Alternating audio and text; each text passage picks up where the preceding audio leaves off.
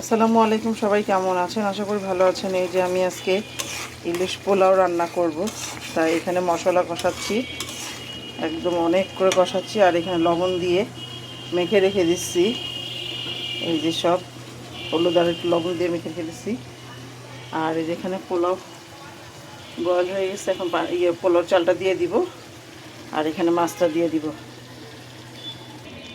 এই যে আমি এখানে ইলিশ মাছটাও দিয়ে দিয়েছি। এখন একটু কষাবো, তারপরে পানি দিব, ইলিশটা হতে থাক। আর এই যেখানে চালটাও দিয়ে দিয়েছি, পোলাওয়ের চাল, এটাও হোক।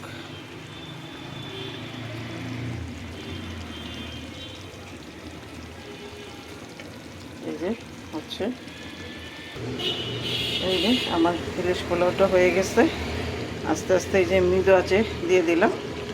এই যে আমি একটু কাঁচামরিচ কালারফুল লাল সবুজ মিলাই দিচ্ছি। এখন এই যে টক দুইটা দিয়ে দিব, এটা দিয়ে তারপরে একটু রেখে তারপর নামিয়ে ফেলবো। আর এখানে পোলাও হচ্ছে, হয়ে গেছে, এখন এটা একটু হবে। আর এই যে এই যে আমার ইলিশগুলো দমে দিয়ে দিয়েছি, আমি ভিতরে ইলিশগুলো দিয়ে দিয়েছি একসাথে, যেন আমার উঠাইতে কষ্ট না। আর উপর দিয়ে যে ঝোল দিয়ে দিলাম। ইলিশ পোলাও তো ইলিশ পোলাওই থাকবে, হলদে ইলিশ পোলাও, সাদা তো আর কথা না। তা আমি একটু স্টাইল করে এইভাবেই দিচ্ছি, আপনারা না দিলেও চলবে, আমার কাছে ভালো লাগে, তো এইভাবেই দিলাম, একটু কালারফুল থাকবে আর কি। আর কাঁচামরিচ দিয়ে দিচ্ছি।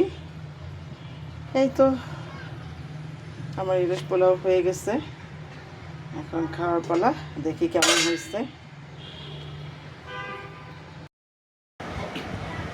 এই তো হয়ে গেল আমার ইলিশ পোলাও, আলহামদুলিল্লাহ।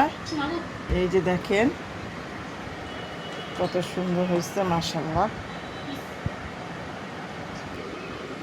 এই যে আমার ইলিশ পোলাওর প্লেট।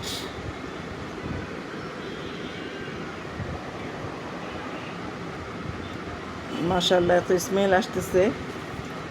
আচ্ছা, এখন খেয়ে দেখি কেমন হয়েছে।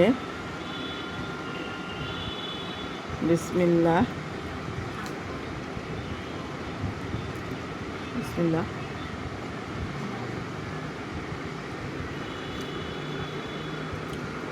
আলহামদুলিল্লাহ, অনেক মজা।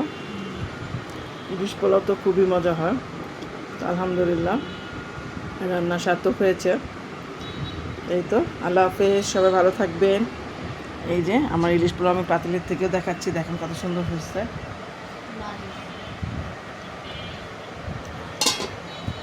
আল্লাহ হাফেজ।